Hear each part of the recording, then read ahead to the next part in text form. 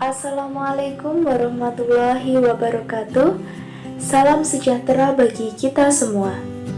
Saya ucapkan selamat datang dan terima kasih kepada Ibu Yelvi Anwar dan juga teman-teman yang sudah menyaksikan video saya kali ini.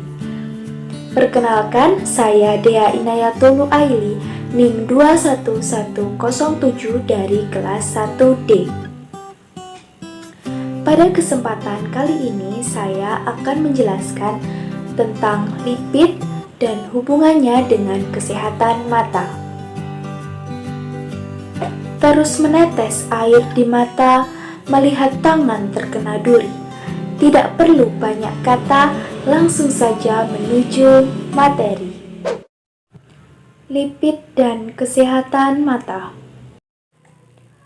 Lipid adalah salah satu dari beragam kelompok senyawa organik termasuk lemak, minyak, hormon, dan komponen membran tertentu yang dikelompokkan bersama karena tidak banyak berinteraksi dengan air.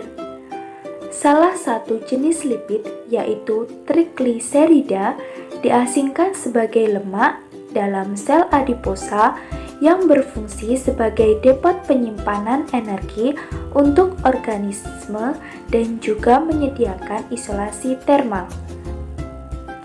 Beberapa lipid seperti hormon steroid berfungsi sebagai pembawa pesan kimia antara sel, jaringan, dan organ. Sedangkan yang lainnya mengkomunikasikan sinyal antara sistem biokimia dalam satu sel. Membran sel dan organel atau struktur di dalam sel adalah struktur tipis mikroskopis yang berbentuk dari dua lapisan molekul fosfolipid. Membran berfungsi untuk memisahkan sel individu dari lingkungannya dan untuk mengkotak-kotakkan interior sel ke dalam struktur yang menjalankan fungsi khusus. Begitu pentingnya fungsi pengkotak-kotakan ini sehingga membran dan lipid yang membentuknya pastilah esensial bagi asal-usul kehidupan itu sendiri. Air adalah lingkungan biologis, zat yang memungkinkan kehidupan dan hampir semua komponen molekul sel hidup, baik yang ditemukan pada hewan, tumbuhan, atau mikroorganisme larut dalam air. Molekul seperti protein, asam nukleat, dan karbohidrat memiliki afinitas terhadap air dan disebut hidrofilik atau suka air, sedangkan lipid adalah termasuk hidrofobik atau takut air. Beberapa lipid bersifat amfipatik. Bagian dari strukturnya bersifat hidrofilik dan bagian lain, biasanya bagian yang lebih besar, bersifat hidrofobik.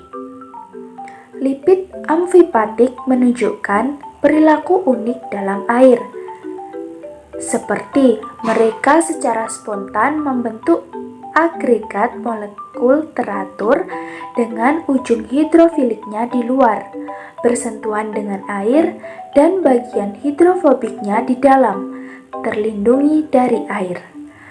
Properti ini adalah kunci untuk peran mereka sebagai komponen dasar membran seluler dan organel.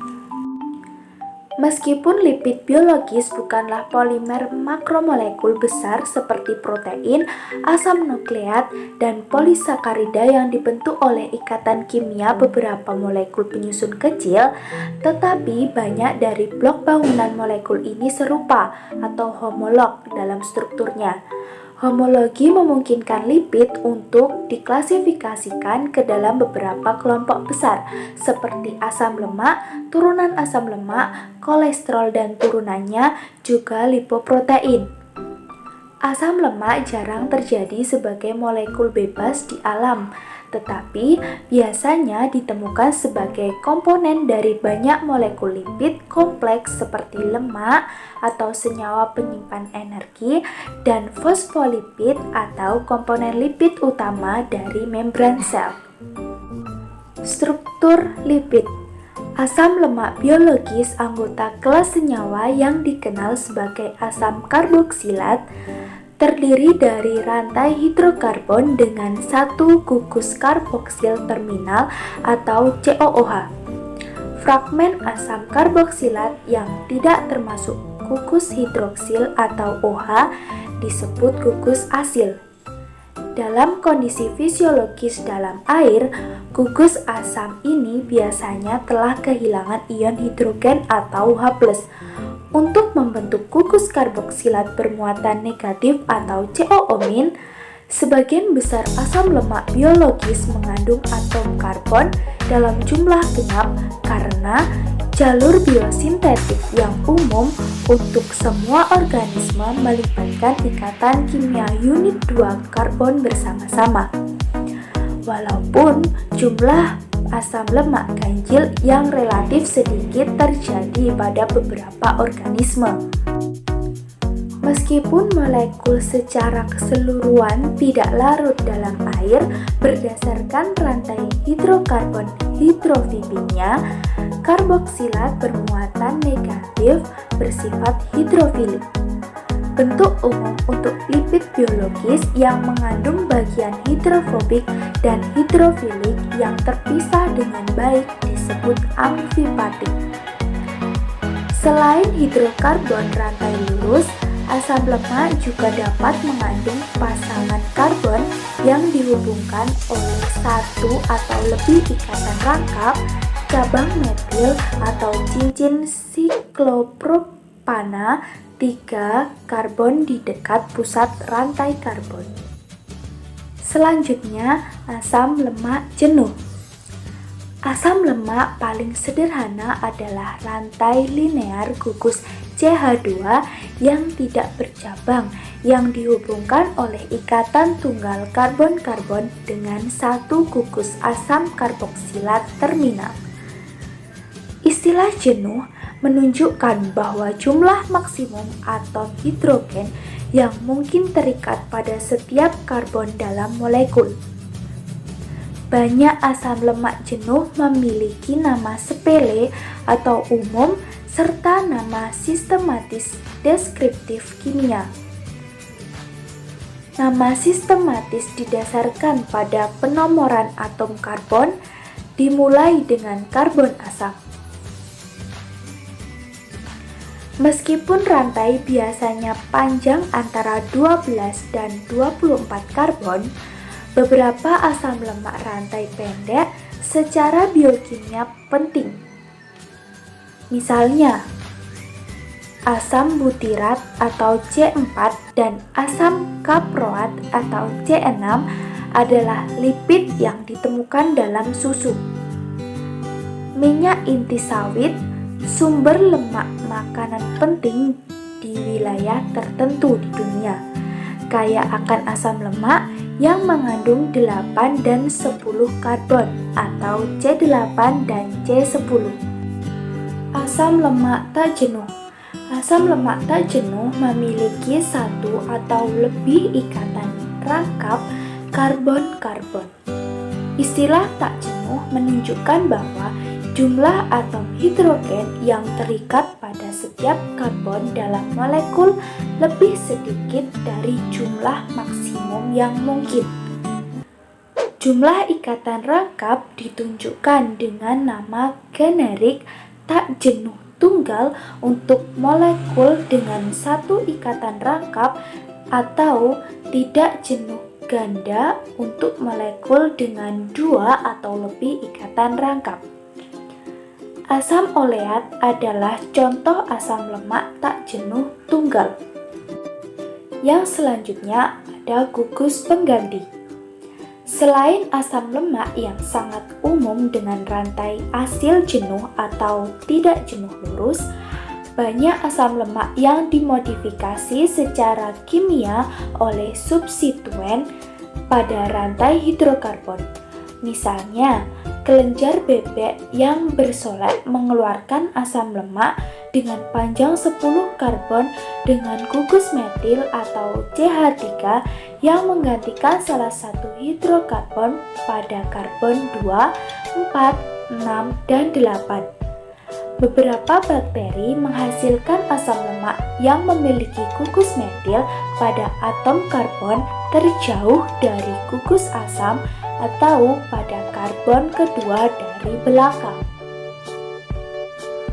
Bakteri lain menggabungkan cincin siklopropana di dekat pusat rantai asil.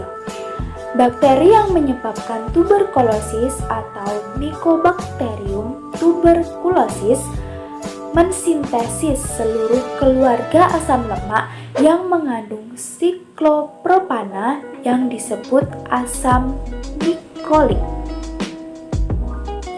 Asam lemak serupa ditemukan pada bakteri terkait. Konstituen umum ketiga adalah gugus hidroksil atau OH. Asam monohidroksil ditemukan pada tumbuhan dan hewan dalam jumlah yang relatif kecil, tetapi lebih banyak ditemukan pada bakteri. Properti fisik lipid. Asam lemak murni membentuk kristal yang terdiri dari lapisan molekul yang bertumpuk dengan setiap lapisan ketebalan 2 molekul yang diperpanjang. Molekul-molekul dalam suatu lapisan diatur sedemikian rupa sehingga rantai hidrokarbon hidrofobik atau takut air membentuk bagian dalam lapisan dan gugus asam karboksilat hidrofilik atau suka air membentuk 2 permukaan. Untuk asam lemak tertentu, rincian kemasan molekul dapat bervariasi, sehingga menimbulkan bentuk kristal yang berbeda yang dikenal sebagai polimorf. Suhu leleh asam lemak jenuh yang menarik secara biologis berada di atas 27 derajat Celcius atau 81 derajat Fahrenheit dan meningkat dengan bertambahnya panjang rantai hidrokarbon. Molekul tak jenuh tunggal dan tak jenuh ganda meleleh pada suhu yang jauh lebih rendah daripada analog jenuhnya. Dengan suhu leleh terendah terjadi ketika ikatan rangkap karbon-karbon terletak di dekat pusat rantai hidrokarbon, seperti pada kebanyakan molekul biologis. Akibatnya, molekul-molekul ini membentuk cairan kental pada suhu kamar. Karakter hidrofobik dari rantai hidrokarbon dari sebagian besar asam lemak biologis melebihi sifat hidrofilik dari gugus asam karboksilat, membuat kelarutan dalam air dari molekul-molekul ini sangat rendah. Dalam air murni, gugus karboksilat dapat mendisosiasi ion hidrogen bermuatan positif hanya pada derajat yang sangat kecil seperti sebagai berikut. R dan COOH menjadi RCOO- plus H+. Di sini R mewakili rantai hidrokarbon. Ion karboksilat yang bermuatan negatif lebih polar daripada asam yang tidak terdisosiasi. RCOOH dapat diubah sepenuhnya menjadi ion RCOO- dengan menambahkan jumlah molekul basa yang sama seperti natrium hidroksida atau NaOH. Ini secara efektif menggantikan H+ dengan Na+ untuk menghasilkan garam dari asam lemak yang merupakan sabun. Sifat deterjen sabun yang sangat berguna berasal dari fakta bahwa anion RCOO- dalam air secara spontan membentuk agregat bola yang stabil yang disebut misel. Bagian dalam struktur ini yang dibentuk oleh rantai hidrokarbon adalah pelarut yang sangat baik di mana lemak dan kotoran hidrofobik dari segala jenis dapat diasingkan. Diameter setiap misel kira-kira 2 kali panjang asam lemak yang diperpanjang. Dispersi misel dalam air dapat dibuat cukup terkonsentrasi dan menunjukkan kekuatan pembersihan yang besar. Dispersi ini stabil dan umumnya sangat mirip dengan air murni. Gelembung dan busa pada permukaan dispersi sabun adalah hasil dari adsorpsi spontan ion RCOO- pada antarmuka antara dispersi berair dan udara, dengan hasil bahwa antarmuka udara air distabilkan secara energetik. Oleh karena itu dapat diperluas secara mekanis. Sebenarnya apa sih hubungan lipid dan kesehatan mata? Mata vertebrata adalah organ sensorik kompleks yang terdiri dari banyak jaringan yang berbeda. Masing-masing memiliki komposisi biokimia, struktur, dan fungsi fisiologis yang unik. Di antaranya adalah retina, lensa, dan kornea. Ketiganya bekerja sama dalam 1. Membawa foto cahaya ke mata. 2. Memfokuskannya dengan benar pada retina. Yang ketiga, mengubah energinya menjadi sinyal elektrokimia yang disampaikan ke otak. Dan yang keempat, akhirnya diolah menjadi gambar visual yang koheren. Lipid dan senyawa yang larut dalam lemak adalah konstituen yang penting dari sel dan jaringan yang membentuk mata, dan cacat dalam sintesisnya. Transportasi intraseluler dan ekstraseluler dan pergantian mendasari berbagai penyakit mata yang signifikan, umum, dan seringkali sangat melemahkan. Apa itu retina?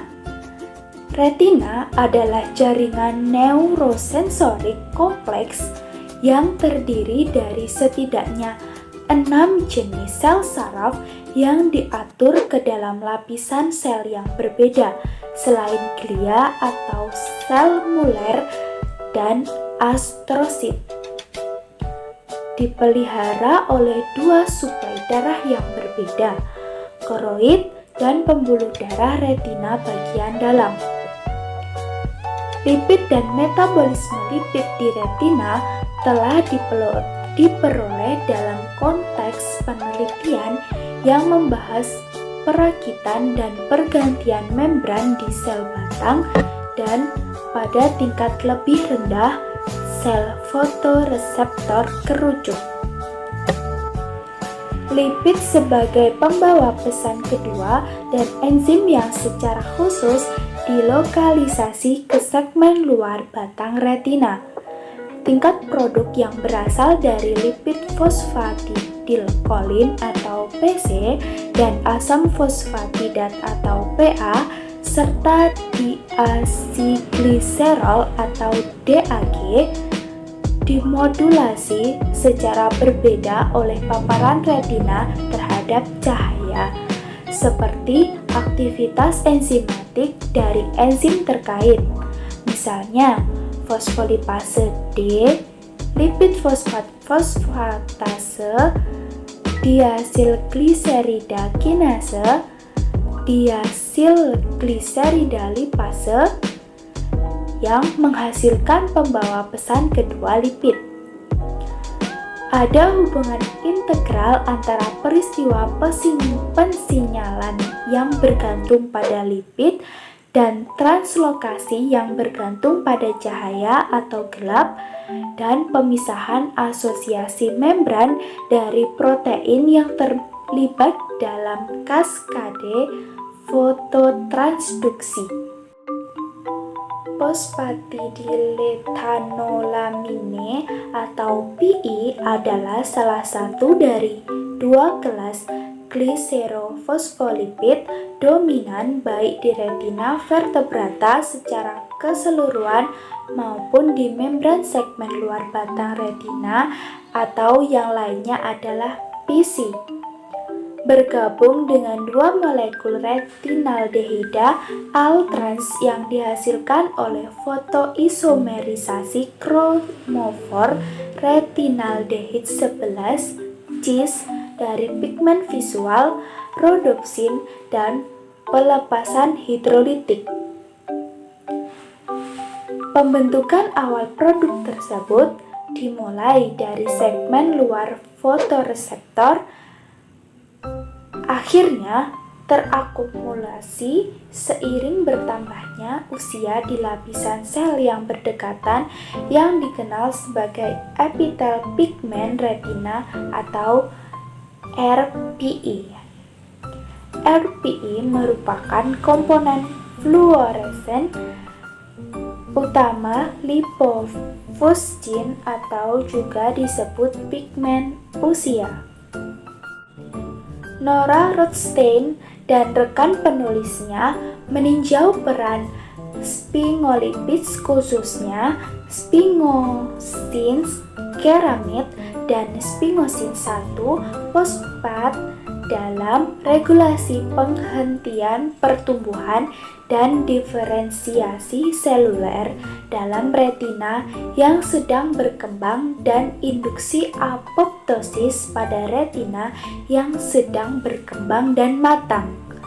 Retina yang terakhir dalam konteks model hewan di generasi retina herediter manusia. Dr. Randes, Georgelina, Calandria, dan Nicholas G. Bazan, sintesis dan fungsi biologis potensial dari neuroprotectin D1 atau NPD1. Penelitian dari laboratorium Bazan selama beberapa tahun terakhir telah menunjukkan bahwa RPA mensintesis NPD1 dari asam docosahexaenoid atau DHA, asam lemak paling umum yang ada di membran segmen luar fotoreseptor. Ada hubungan simbiosis antara RPE dan sel fotoreseptor yang mendorong kelangsungan hidup keduanya.